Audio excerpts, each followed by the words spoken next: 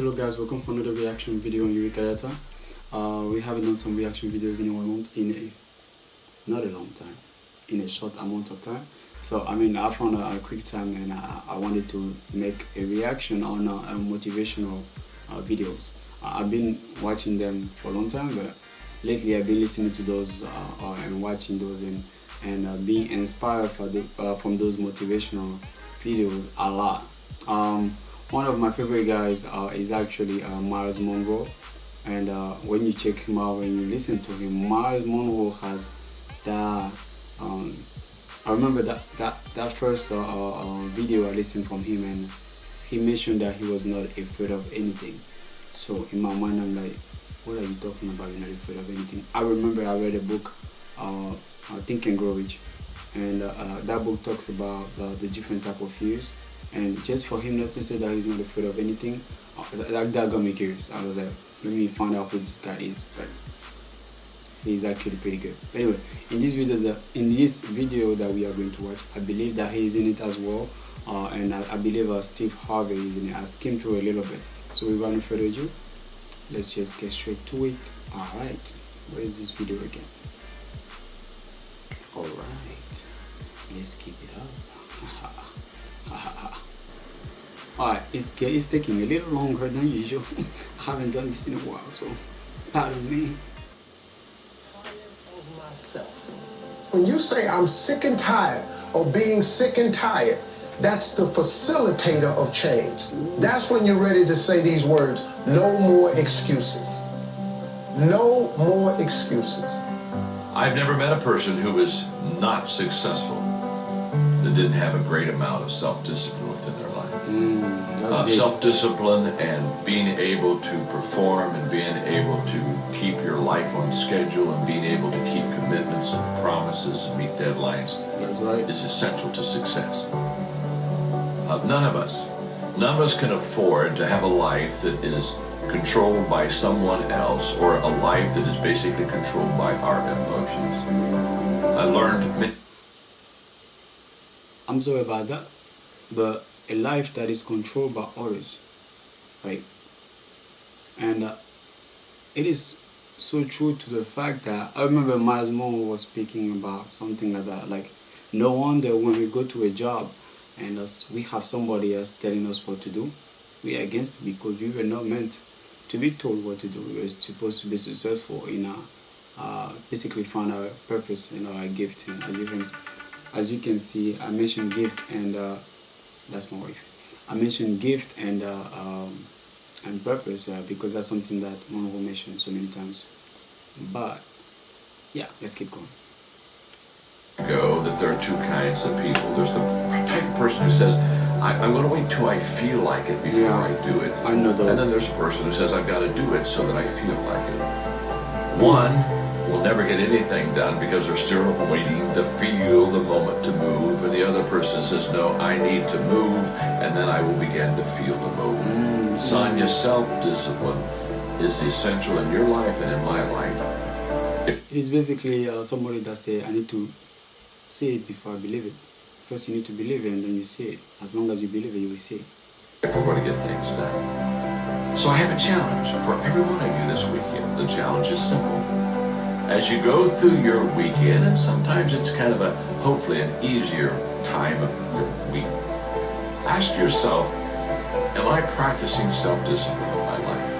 Am I doing the things that I should do because I need to do them, or am I kind of waiting to feel the moment? If you don't know this quote, live by it. One can have no smaller or greater mastery than mastery over oneself. That's Da Vinci. Da Vinci did amazing things with his life. I wanted to do equally amazing things with mine. And if that's the game that we're playing, if I can construct my belief system, if I can choose at any moment to believe something that's more empowering than I was believing the moment before, and that will actually find its way into my actions, allow me to do things that I couldn't do the moment before, then it's like that moment in the Matrix where Neo realizes he knows Kung Fu. And that's like, as funny as that is, that's how I think about life. To me, the very fundamental purpose of life is to find out how many skills I can acquire that have utility, and then put that utility to the test in service of something greater than myself. Amen. Stop comparing yourself to others. That is deep. It is basically the same thing that I mentioned earlier about the gift, right? You finding your gift, and one will speak as it is something. How can I say? When you find your gift and you give your gift to the world pay you abundantly. But you need to find that gift, and that gift is actually inside of us. And once we find it, we just need to refine it to become better and to become the best version of ourselves, and that will be our purpose, right? This is good. So the first thing you do is stop focusing on other people. Yeah. Instead, focus on being the best version of you that you can. Then you'll recognize that you deserve to sit at the big table with everybody else after you become the best that you can be. Now, once you've accepted that you have as much right to success and much right to succeed as anybody else, the next step is learning how to talk the talk. You have to get fluent in the language of success so you speak it with ease. Surround yourself with people who've accomplished their dreams and immerse yourself in the culture of achievement. The ideal situation. That is where networking is very essential to our life. We need to network to find the right people. You never know whether you're going to open that's going to lead you to something great. Woman to die is to have family members praying with them as they cross over. He said, but imagine, if you will, being on your deathbed and standing around your bed, the ghost of the dreams, the ideas, the abilities, the talents given to you by life, and that you, for whatever reason, you never went after that dream. You never acted on those ideas. You never used those talents. You never used those gifts. And there they are standing around your bed looking at you with large angry eyes saying, we came to you and only you could have given us life. And now we must die with you forever. That is deep. And the question is, if you died today, what dreams, what ideas, what talents, what books, what music, what leadership, what voice will die with you? Miles Monroe, great orator and speaker, said the wealth is placed. Oh my God, that's Les Brown talking about Monroe. Wow, damn. Woo. Oh yeah, this quote, I recognize this quote about the wealthiest person on the planet. I want to let you guys guess for 5 seconds.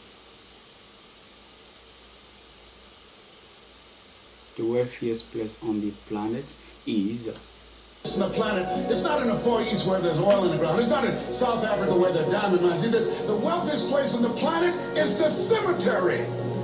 Because there you'll find greatness that we've never seen. There you'll find talent and genius and potential never actualized.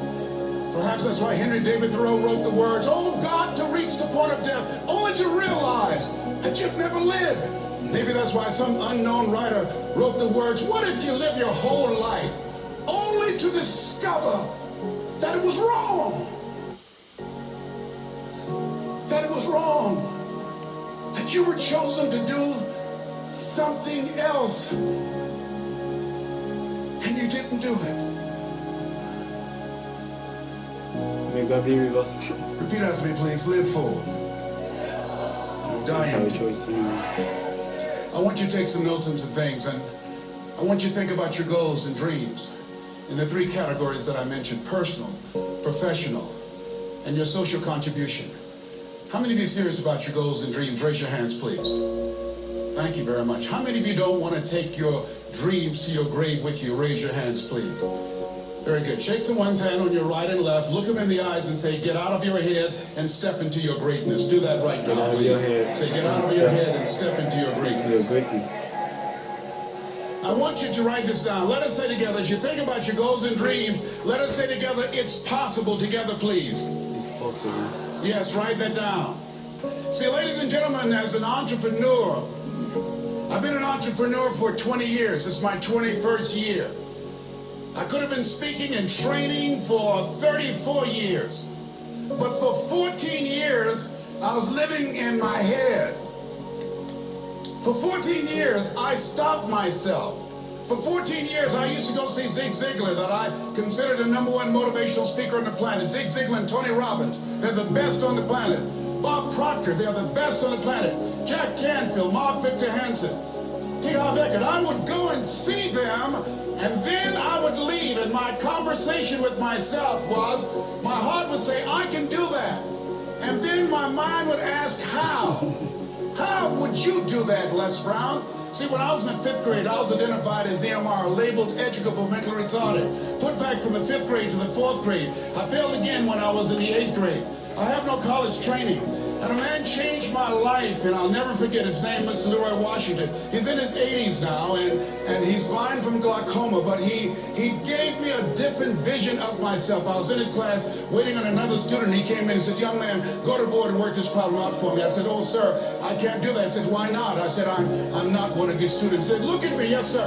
Go to the board and work the problem out anyhow. I said, sir, I can't do that. He said, why? I said, sir, because I'm educable, mentally retarded, sir. I'm in special education.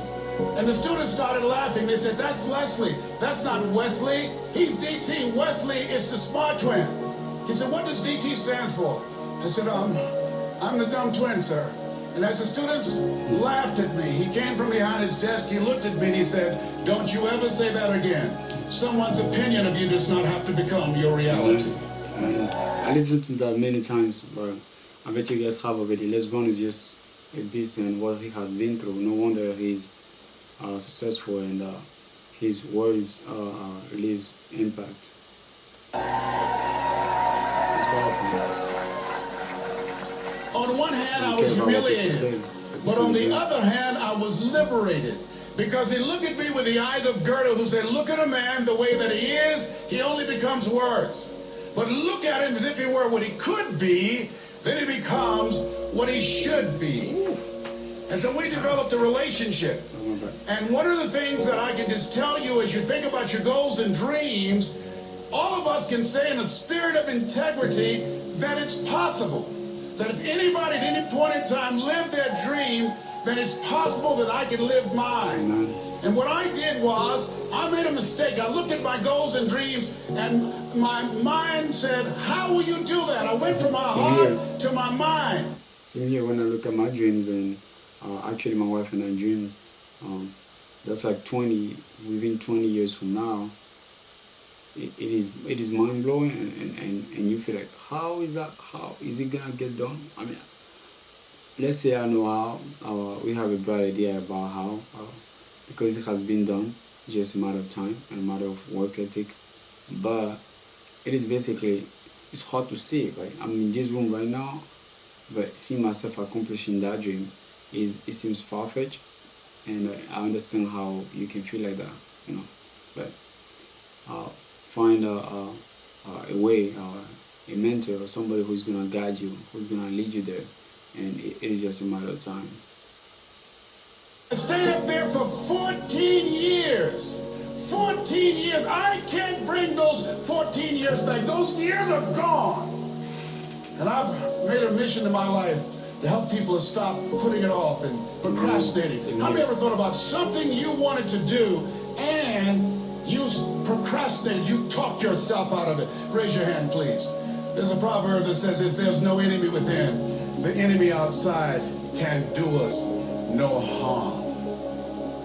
And so, as you look at your goals and dreams, every day we must convince ourselves, we must sell ourselves on that it's possible. Every seminar, every workshop, every book that I've ever read, every speaker that I've ever heard, it interrupted what I was believing about myself. Everything that you do, everything matters.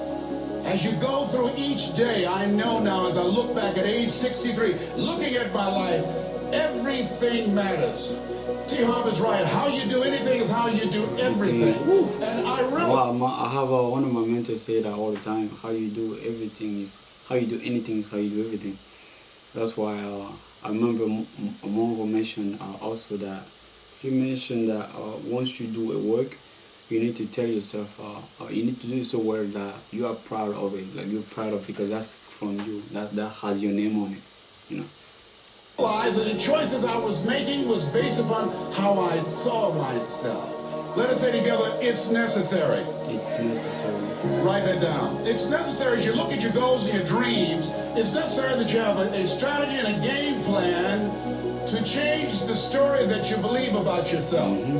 And that's an ongoing process. I've discovered, and many people have, that what we do, what we accomplish, what we produce is a result of the story we believe about ourselves. You know, when they say that we are where we are right now, because of the way we think, you know. So what you're thinking, or the way you're thinking, or your mindset led you to where you are right now, and you're watching this video exactly at this moment. That means it shows accountability. It shows that where we are right now, we just need to be accountable for it. That it is our own decision that led us there, even though some people have the impact on us, either positively or negatively. All that led us here watching this video right now. So it's basically taking ownership of our life, that we can make it better, no matter what background we have. And I believe that with all my heart. And like, no, we are not perfect. We are all working toward it. Right? I'm not there 100%, but it's something that I'm really working toward. And I believe it's kind of a matter of a decision, and then follow through that decision. My favorite book says, "Be ye not conformed to this world, be ye transformed by the renewing of your mind." And so as I began to work on myself, I realized that I'm getting out of one story and stepping into another story. As I become aware of some things, there's still some things I'm not aware of. So I'm still growing, I'm still developing. I'm like the lady who said, "Lord, I ain't what I want to be, ain't what I'm going to be, but thank God I sure ain't what I was." But I realize that you have to work on yourself on a regular basis, and write this down, for mental mindset. For mental mindset and stamina. Because things are going to happen to you. I believe that the reason that most people go to their graves with their talents and abilities and skills in them is because of the fact, number one, many are like me. They didn't know that they didn't know and thought they knew. I thought I knew myself, and I really didn't know myself. That's right. That's when you speak to people, they think that they know. Because they think that they know, they don't learn something new. They don't discover anything new. And they live through life based on what they know. And the thing is that is so kind of stupid, right? But because at the end of the day, we cannot blame it on the past. It's a decision. It's a decision that we need to face. That there is better, that we can learn from others, being humble, and not stay stuck in our head. I met so many people like that, so it's very special. I just pray for them, and may God bless them. As I thought, I've discovered that sometimes people can take you to a place within yourself that you can't go by yourself. Amen. Either good or bad, you know. The other reason is I was afraid. I never worked for a major corporation. I wanted to speak for corporations. I was afraid I would be exposed because I don't have a college education. I felt inferior because of the fact that I don't have a college education. I allowed that level of fear of failure to stop me. And because I never had any experience in it, I assumed that I could not do it. I was paralyzing myself by believing and assuming the limited part of myself as opposed to believing that I had something special. You have something special. There's something you want to do. Because you don't know how to do it doesn't mean that you can't learn. I like something that I heard. You don't have to be great to get started, but you have to get started to be great. Repeat after me, please. Lead and grow your wings on the way down. Grow your wings on the way down. Oh my God, this is powerful. See, the people that will live their dreams, the 2% that will do that, these are, write this down, become a risk taker. No wonder he said 2%, and no wonder those 2% are the wealthiest. You know, those people who have chosen the gift or the purpose and have followed through it, and the leap of faith is very essential. You know, and a lot of people like that. They could see a greatest opportunity for them to get their dreams accomplished, but at the end of the day, they might limit that because of the fact that, what was I saying, guys? Can you type in the comments? As if I wasn't alive. Sick. Yeah. People can see a greatest opportunity for them, for the dream to come true, but they lack that belief. I mean, they might also have that belief, we call, but they lack that leap, right? Like the leap of faith, having faith in it being possible for them, you know? Because a lot of people, they agree that things are possible for others, but not them. And we are all supposed to be successful. And it's a misunderstanding as well that people say, I used to believe it as well until recently, that changed my mind, that people believe that not everybody is supposed to be successful. That is so wrong. That makes people complacent. Like if somebody has a rough life, because of that quote, they tell themselves that, guess what, others can have it, I cannot because of my life. You know, that is so wrong, because all of us has a gift. We just need to discover and to bring it out, to refine it, as Mon will always say. Risk takers, they don't mind failing. They don't mind making mistakes. Yep. They're willing to take life on, take life in the collar. Viscott said, if you're not willing to risk, you cannot grow. And if you cannot grow, you cannot... Hold on. What? Viscott said, if you're not willing to risk, you cannot grow. And if you cannot grow, you cannot become your best. And if you cannot become your best, you can't be happy. Amen. And if you can't be happy, then what else is there? I like what Helen Keller said. She said, life is short and unpredictable. Eat the dessert first. I know what you mean, Les Brown, but people take it the wrong way. They say eat the dessert first. People enjoy the dessert so much that they get...